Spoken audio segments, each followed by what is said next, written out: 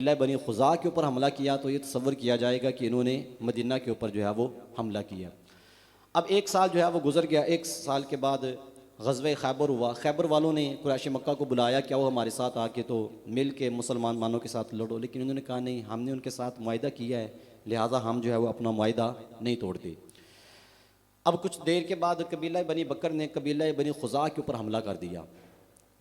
अब जब हमला किया तो तकरीबन 23 या 25 अफराद इन्होंने हरम शरीफ के अंदर कबीला खुज़ा के कत्ल कर दिए।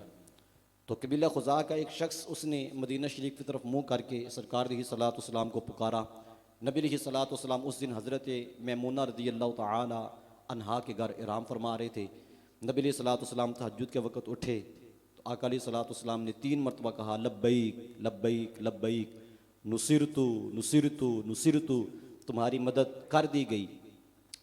अब ये जो सारा मामला हुआ तो सरकार अलैहिस्सलाम ने एक कासिद भेजा मक्का पाक में। उसको ये कहा कि तुमने कबीला बनी खुज़ा के ऊपर हमला किया है, लिहाजा हमारी ये 3 शर्तें हैं, इनमें से जो चाहे तुम कबूल कर लो। पहली शर्त ये है कि तुम इसका जो है वो दियत इसकी दो, खून बहा जो है वो अदा कर दो। दूसरी शर्त इसकी ये है कि तुम जो है वो इसके ऊपर से हाथ उठा लो कबीला बनी बकर से। और तीसरी शर्त यह है कि अगर तुम ये दोनों शर्तें नहीं मानते तो फिर तुम ऐलान करो कि हमने जो सुलह हुदैबिया किया है इसको हम तोड़ते हैं। अब उन्होंने हमाकत ये की मक्के वालों ने कि उन्होंने दोनों चीज़ों से इनकार कर दिया, दियत देने से भी इनकार किया और जो कबीला बनी बकर से हाथ उठाने से भी इनकार कर दिया, और उन्होंने ऐलान किया कि हमने मुआहिदा जो है वो तोड़ दिया। अब कासिद जब मदीना शरीफ की तरफ रवाना हुआ तो फिर उन्हें एहसास हुआ कि हमने तो बहुत बड़ी गलती कर दी है। अब तो मदीना वाले जब भी चाहेंगे हमारे ऊपर जो है वो हमला कर सकते हैं। इन्होंने फिर अबू सुफियान को भेजा मदीना शरीफ में कि आप जाओ और जाके तो इस मुआहिदे को जो है वो दोबारा एक्सटेंड करो, दोबारा जो है वो इसकी मियाद जो है वो बरकरार कर दी जाए। अगर देखें, अगर ये मुआहिदा रहता तो सरकार अलैहिस्सलाम का ज़ाहरी विसाल भी हो जाना था, सिद्दीक़ अकबर रज़ियल्लाहु ताला अन्हु का विसाल भी हो जाना था और दौरे उम्र फ़ारूक रज़ियल्लाहु ताला अन्हु तक कुछ भी नहीं होना था। लेकिन इन्होंने हमाकत की। अल्लाह करीम जो है वो उसकी हिकमतों को कोई भी नहीं जानता।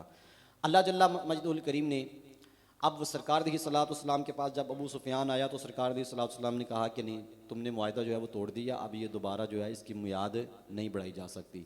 अबू सुफियान नामुराद होकर वापस चला गया। नबी अलैहिस्सलाम ने 10 रमज़ानुल मुबारक सन 8 हिजरी को एक लश्कर जो है वो तैयार किया और तय ये पाया कि कोई भी मक्के वालों को ख़बर नहीं देगा। एक सहाबी रसूल थे हज़रत हातिब बिन अबी बल्ता रज़ियल्लाहु ताला अन्हु, इन्होंने ख़त लिखा मक्के वालों को कि नबी अलैहिस्सलाम जो है वो आपके ऊपर हमला करना चाहते हैं और उसकी तैयारी जो है वो हो रही है। तो नबी अलैहिस्सलाम का जी ये जो ख़बर मक्के वालों तक पहुँचाई, एक औरत को ख़त दिया और उसको मक्का की तरफ रवाना कर दिया। अब नबी अलैहिस्सलाम ने सही बुखारी शरीफ में है हदीस नंबर 4274, नबी अलैहिस्सलाम ने मौला अली, हज़रत ज़ुबैर और हज़रत मिक़दाद को बुला के फ़रमाया कि तुम जो है वो जाओ और रोज़ातुल खौफ के मकाम के ऊपर जो है वो रोज़ातुल खाफ के मकाम के ऊपर एक औरत मिलेगी, उसके पास एक ख़त है, वो ख़त लेके वापस आ जाओ। अब हज़रत अली कहते हैं हम गए, जाके वहाँ देखा तो वहाँ औरत मौजूद थी।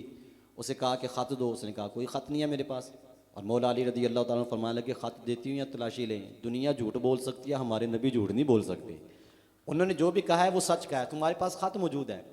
तो उस औरत ने पहले तो इनकार किया, बाद में जब उसने देखा कि मामला जो है वो सख्त है तो उसने अपने जोड़े से जो है वो ख़त निकाला और निकाल कर जो है वो मौला अली को दे दिया। अब ख़त लेके सरकार अलैहिस्सलाम के बारगाह में हाज़िर हुए तो नबी अलैहिस्सलाम ने वो ख़त जो है वो लिया और उसके ऊपर लिखा हुआ था हातिब बिन अबी बल्ता ने ये ख़त लिखा है मक्के वालों की तरफ। सरकार अलैहिस्सलाम ने फरमाया बुलाएं जी हातिब बिन अबी बल्ता को। हज़रत हातिब बिन अबी बल्ता हाज़िर हो गए। अर्ज़ की हुज़ूर मक्के वालों ने मेरे ऊपर बहुत एहसान किया था, मेरी ज़मीनें मेरे मामला जो थे वो मक्के में रह गए थे, उन्होंने उसकी हिफाजत की है, तो मैंने इसलिए ख़त लिखा है ताकि मैं उनके एहसानों का कुछ ना कुछ बदला जो है वो चुका सकूँ। तो नबी अलैहिस्सलाम ने इरशाद फरमाया इन्नहु क़द सदक़कुम, ये तुम्हारे साथ सच बोल रहा है। हज़रत उमर रज़ियल्लाहु ताला ने फरमाया हुज़ूर आप इजाज़त दें तो मैं इसकी गर्दन उतार दूँ। तो नबी अलैहिस्सलाम ने फरमाया नहीं, ये बदर वालों में से हैं और अल्लाह तबारक व तआला ने अहले बदर वालों को मुआफ़ फरमा दिया है।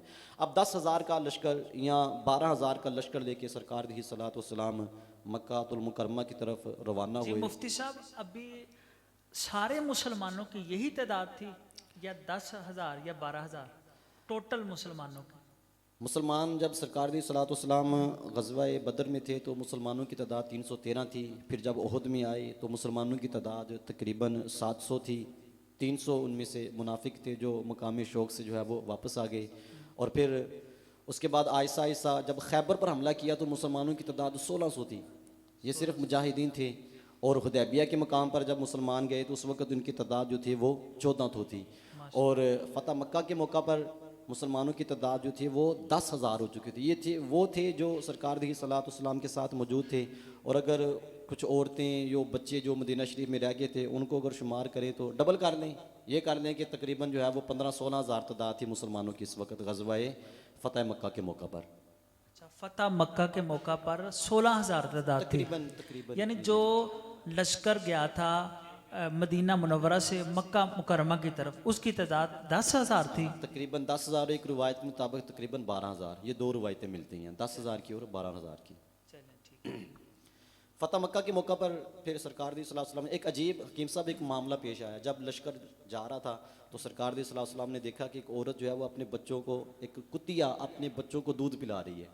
तो नबी सल्लल्लाहु अलैहि वसल्लम ने किसी सहाबी को बुलाया, फरमाया यहाँ खड़े हो जाओ और इस कुतिया के ऊपर पहरा दो ताकि कोई भी फौजी जो है वो इसको नुकसान ना पहुँचाए। ये देखें कितनी खूबसूरत बात है कि इस्लाम हमें कहाँ तक दर्स देता है। ये जो हमारे ऊपर जो है वो दहशत गर्दी का लेबल लगाते हैं, इस्लाम तो पीसफुल एक मज़हब है, अमन का दर्स देता है। यानी जानवरों के हकूक भी इस्लाम ने बयान किए हैं। जी जी, जानवर के हकूक भी देखें सरकार ने सलात वसलाम ने उनका भी हक जो है वो गसब नहीं होने दिया।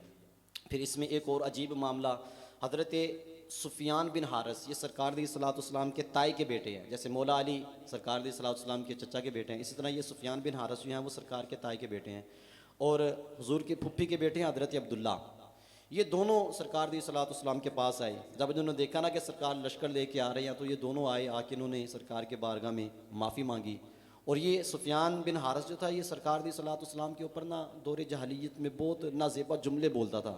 अब इसको एहसास हो गया कि सरकार दी सलात वसलाम फ़ातिह बन के आ रहे हैं तो मैं माफ़ी मांग लूँ, लेकिन सरकार दी सलात वसलाम ने मना कर दिया, सरकार ने माफ़ नहीं किया। फिर मौला अली रदी अल्लाह ताला अन्हु आप लश्कर में से निकल के आए, ये सारा मंजर देख रहे थे।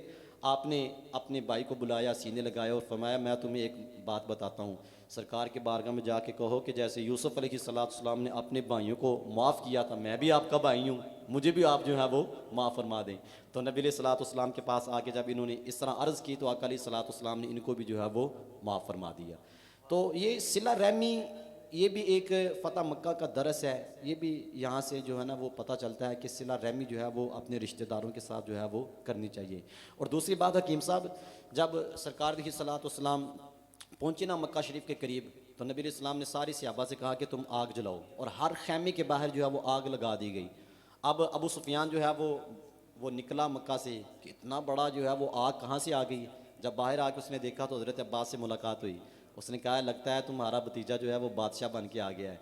तो जनाब हज़रत अब्बास ने फरमाया ये बादशाहत नहीं है, ये तो नबूवत है, हमारे नबी को तो अल्लाह ने आखिरी नबी बना के भेजा है। और फिर हज़रत सुफियान ने आके सरकार दी सल्लल्लाहु अलैहि वसल्लम के बारगाह में कलमा पढ़ा। तो नबी सल्लल्लाहु अलैहि वसल्लम जब मक्का शरीफ में दाखिल हुए तो कैफियत ये थी हकीम साहब, सरकार दी सल्लल्लाहु अलैहि वसल्लम का सरे अनवर ऊँटनी के साथ लग रहा था। इतनी आजदी सरकार देखी सल्लल्लाहु अलैहि वसल्लम ने फरमाई। आजकल का कोई बादशाह हो तो किसी मुल्क में या किसी इलाके में दाखिल हो तो वो फातिहाना तौर पर दाखिल होता है, तकब्बुर के साथ, गुरूर के साथ, लेकिन सरकार दी सल्लल्लाहु अलैहि वसल्लम ने आजजी करते हुए, और सरकार दी सल्लल्लाहु अलैहि वसल्लम का सर ऊँटनी के साथ लग रहा था और मुस्तफ़ा अलैहि सल्लल्लाहु अलैहि वसल्लम ने, अब देखें जब फ़तह मक्का हुआ तो मुसलमानों की तादाद 10,000 थी और फ़तह मक्का के 2 साल के बाद 10 हिजरी में सरकार दी सल्लल्लाहु अलैहि वसल्लम ने खुतबा हज्जतुल विदा दिया तो उस वक़्त मुसलमानों की तादाद 1.25 लाख के करीब हो चुकी थी। अब जब सरकार दी सल्लल्लाहु अलैहि वसल्लम दाखिल हुए, सबसे पूछा बताओ भाई आपके साथ क्या मामला किया जाए। तो उन्होंने कहा इब्नुल अखी, आप जो हैं वो अखी के बेटे हैं और अखी के भाई हैं, तो इब्ने करीम है आप, तो हम जो है वो आपसे यही तसव्वुर करते हैं कि जैसे यूसुफ अलैहिस्सलाम ने अपने भाइयों को माफ़ कर दिया तो आप भी हमें जो है वो माफ़ कर दें। तो सामने वो ओजरियाँ फेंकने वाले, सरकार दी सलात वसलाम के ऊपर जुमले कसने वाले, सरकार दी सलात वसलाम को अजियतें देने वाले, जनाब बिलाल को लिटा कर जो है वो भारी भरकम पत्थर रखने वाले, वो सारे जुल्म सितम करने वाले सामने मौजूद थे। अब जब सरकार दी सल्लल्लाहु अलैहि वसल्लम ने फरमाया जाओ मैंने तुम्हें माफ़ कर दिया, जो काबे में दाखिल हो जाएगा उसको भी माफ़ कर दिया, जो हथियार अपने फेंक देगा उसको भी माफ़ कर दिया, जो अबू सुफियान के घर में दाखिल हो जाएगा उसे भी माफ़ कर दिया। ये ऐलान सरकार ने इस वजह से किया था। हज़रत अब्बास कहने लगे हुजूर ये तो सरदार है, तो सरदारों के लिए कुछ ना कुछ प्रोटोकॉल तो होना चाहिए ना। तो सरकार ने फरमाया जो अबू सुफियान के घर में दाखिल हो जाएगा ना उसको भी अमान मिल जाएगी। अब सारे मक्के वालों को जब सरकार ने माफ़ किया तो वही लोग जिन्होंने सरकार की सल्लल्लाहु अलैहि वसल्लम के साथ जुल्म सितम किया था, अब सरकार की माफ़ी का ऐलान सुन के पूरा मक्का जो है वो नारा तकबीर से गूंजा और सब लोग जो है वो कलमा पढ़ के दारा इस्लाम में दाखिल हो गए। इसी तरफ कुरान करीम फुरकान हमीद ने इशारा किया इज़ा जाअ नस्रुल्लाहि वल फत्ह व रअयतन नास यदखुलून फी दीनिल्लाहि अफ़वाजा, कि अल्लाह की मदद आप पहुँची और आप देखेंगे कि गुरो दर गुरो जो है वो लोग इस्लाम में दाखिल हो रहे हैं। यानी सरकार दो आलम सल्लल्लाहु अलैहि वसल्लम जब मक्का मुकरमा में दाखिल हो रहे थे तो आप ऐलान फरमा रहे थे ला तसरीब अलैकुमुल यौम, ला तसरीब अलैकुमुल यौम। यानी सरकार दो आलम के अखलाक की वजह से अल्लाह ताला ने सबको हदायत दे दी।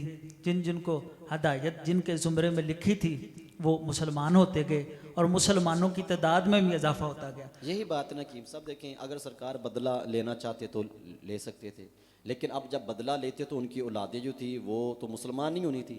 लेकिन हुजूर अलैहिस्सलातु वस्सलाम ने कैसी हिकमत अमली अपनाई है, सबको माफ़ कर दिया और ख़ानदानों के ख़ानदान कबीलों के कबीले जो है वो इस्लाम में दाखिल हुए। अब देखें तादाद कितनी है, 10,000, और जब खुतबा हज्जतुल विदा हुआ तो तकरीबन 1,15,000 मुसलमानों का इजाफा हो चुका है। ये वो थे जो खुतबा हज्जतुल विदा के मौका के ऊपर मौजूद थे, और इनके अलावा जो कुछ अफराद थे जो पहुंच नहीं सके या औरतें या बच्चे जो है वो नहीं आ सके, उनकी तादाद इसके अलावा है। तो ये माफ़ी की बरकत से मुसलमानों की इतनी तादाद जो है वो बड़ी है। तो इसमें हमारे लिए भी सबक है, अगर भाइयों में बहनों में इस तरह का कोई मामला हो जाए तो माफ़ करके देखें।